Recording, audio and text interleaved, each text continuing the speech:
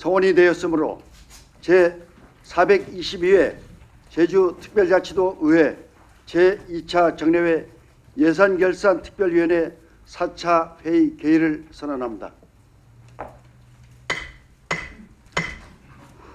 매출 예산안 심사를 하도록 하겠습니다. 심사에는 심사에 임해 주시길 적수에 잘 편성되는지를 꼼꼼히요. 보유 현황과 활용 현황 이상입니다. 예, 김기환 의원님. 네요. 매우 뜻깊게 생각합니다. 15년 동안 전혀 관심이 없었던 내용들입니다. 그 당시도 1000명이 넘는 학생들이 있었고 지금도 1000명이 넘고 있는데 과연 우리 학생들이 그 인성을 배우기도 하는데 급식 환경이 너무 안 좋아서 우리 원래 6번을 간담회를 거쳤고 15년 전부터 얘기했던 내용들인데도 전혀 개선의 의지가 보여지지 않고 있습니다. 범위가 어디까지입니까? 여름엔 최소한 선풍기 하나라도 선풍기 바람을 맞으면서 쉴 수 있는 공간이 필요하고 겨울에는 또 추우니까 최소한 난로 하나라도 해서 몸을 따뜻하게 해줄 수 있는 공간은 분명히 필요한데 모든 교육 가족이라고 말은 하지만 실제로 사각지대에 놓여 있는 공무직의 노동자들은 여전히 교육청에서 덜 배려하고 있고 조금 덜 신경 쓰고 있다고 생각이 듭니다. 앞에서 이경심 의원님이 전도 지역구는 교육청이 그냥 나홀로 떨어진 섬 같은 느낌. 예를 들어서 교육청하고 도청하고 협업, 그리고 교육청하고 경찰청과의 협업 이런 부분이 조금 미흡하지 않나 이런 생각이 드는 거예요. SPO 문제도 마찬가지인 게 담당 결정관이 있지만 학교하고 협업을 통해서 서로 정보를 교류하면 되는데 이제 문제가 생기면 안에서 뭐 해결할 수 있는 부분은 있겠지만 최대한 좀 빨리 판단을 해서 밖에 같이 협업을 해서 해결할 수 있는 방법. 저는 이 스마트 기기 보급하는 것에 대해 개인적으로는 별로 긍정적인 게 없어요. 왜? 막상 노트북 컴퓨터를 해가지고 내 주변에 있는 청소년 들어보면 하는 게 없더라고요. 대부분 게임. 여기에서 아주 학습적인 목적으로 하는 것보다는 갖고서 있는 거는 이제 노트북이기 때문에 대부분 과제 빼고는 게임. 보수문 목적이 아무리 정당하더라도 그 과정에 있어서 잘못이 많으면은 재고를 해볼 필요성이 있는 거예요. 게임 도구로 활용되는 상황, 노트북 보급 사업의 취지를 제대로 살릴 수 있도록 교사들의 준비 태세가 제대로 갖춰져 있지 않아요. AI 디지털 교과서 이렇게 만들어서 가이드라인도 만들어서 전국적으로 진행을 하고 있어요. 아마 그 일환으로 교육청에서도 예산을 좀 편성했을 거고요. 네, 그렇습니다. 근데 그런 부분이 지금 다 삭감됐잖아요. 네. 이 책임 누가 질 겁니까? 그 의회 탓을 하시면 안 돼요. 여러분들이 문제예요. 여러분들이 설명을 해줘야죠. 대한민국 교육 정책 흐름에 제주도가 지금 승선을 못하게 돼 있어요. 교육감 그 뭐 책임 없습니까? 이런 거에 대해서.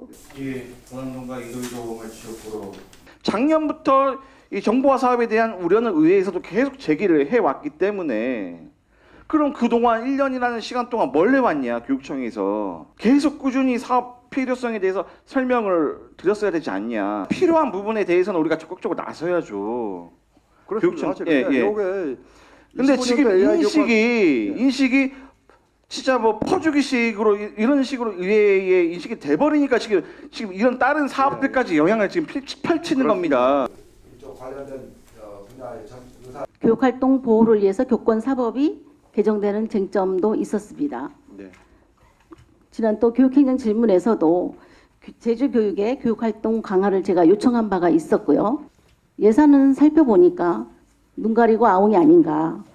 겨우 녹음할 수 있는 전화기와 교원 연구부 및 공제 가입 중에 그것뿐이다라는 것이 좀 안타까워서 정말 잘 갈 거라고 보여진다. 그렇기 때문에 상임위에서 정말 뭔가 잘못됐기 때문에 그렇게 삭감이 된 건 아닌가라는 저는 보여지는데 정말 심사숙고해서 결정한 것 같은데 정부와 기금에 편입시켜서 내년에 추경해서 꺼내고 쓰려고 하는 건 아니었는지 AI 교과서에 도입이 차질이 생길 거라고 저는 보여지거든. 만약에 추경이 없을 시에는 그럼 어떻게 대처하실 건지 한번 말씀해 보십시오. 연락이 편차를 학생들이 학습권 보장을 위해서는 지원을 해줘도 봅니다. 시설비는 특히 지원 뭐 근거도 고교학점제도 있고 여러 가지 요인이 많이 있습니다만 평가를 하면 우수한 그 학교 법인에 대해서는 인센티브를 부여한다고 했는데 이런 학교 시설 사업비 지원도 조금은 차등 지원할 필요는 있지 않나. 법정부당원 납부 비율에 의해서 1%도 안 되는 학원에 대한 시설비는 상당히 많아요. 뭔가 앞뒤가 맞지 않는 것 같은데요. 감사의 말씀을 먼저 드립니다. 이 불법 촬영과 관련해서 우리 뭐 학생들이나 일반인들이 보통 이제 아주 단순한 호기심이다, 장난이다 이런 걸로 생각하기 너무 쉽기 때문에 조례를 만들 수밖에 없었습니다. 이게 2021년 3월에 만들어진 거예요. 그렇게 오래되지 않았습니다. 그런데 부교육감님조차도 이 조례가 있다는 것조차도 인지가 안 된다는 건 이 조례가 그냥 만들어지고 그냥 문서로만 있다는 것 같아요. 하지 않는 쪽 뭐 테이블 PC야 뭐 시간적 다툼이 뭐 크게 없지만 이 광케이블 같은 경우는 선 까는 거는 또 점검도 해야 되기 때문에 최소 1년 이상 가야기 때문에 이 사업만큼은 저는 반드시 해야 된다면 시기적으로 늦추기에는 처음부터 우리 국장님 쪽에서가 좀 협의가 좀 잘 안 된 것 같아요. 대규모 예산에 대해서 그 협의도 없이 한다면 의원님들도 이에 대해서 준비할 수 있는 시간도 줘야잖아요. 해주신 우리 서귀포 중학교 교장 선생님 일단 이렇게 공사를 시작하게 되면 이렇게 빠르게 진행할 수 있도록 부장님께서 더 신경 써주시길 바라고, 그리고 여기 보니까 계속비 사업인데 올해 예산 편성이 안 된 학교가 있습니다. 우리 학부모들이나 선생님들이 이런 공사 기간이 길어지는 거에 되게 민감합니다. 처음에 진학을 고려할 때부터 이 학교가 공사를 하느냐 안 하느냐 그런 문제가 그 학교를 진학하는 그런 결정에 또 크게 작용할 수 있습니다.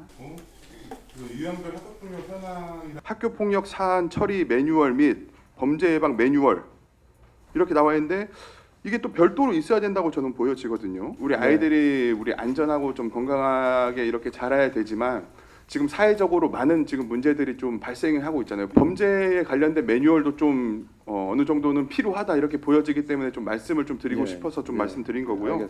고정자 진실 시점수 운면입니다. 보면 학교들이 중학교도 역시 이 소규모 아닙니까? 또 이런 경우도 있더라고요. 우리 한림 같은 경우는 남중이 있고 여중이 있고 이게 정서상 남중 여중 이게 각기 분리하는 게 맞습니까? 아니면 같이 이 청소년에게 같이 성장하는 교육이 맞습니까?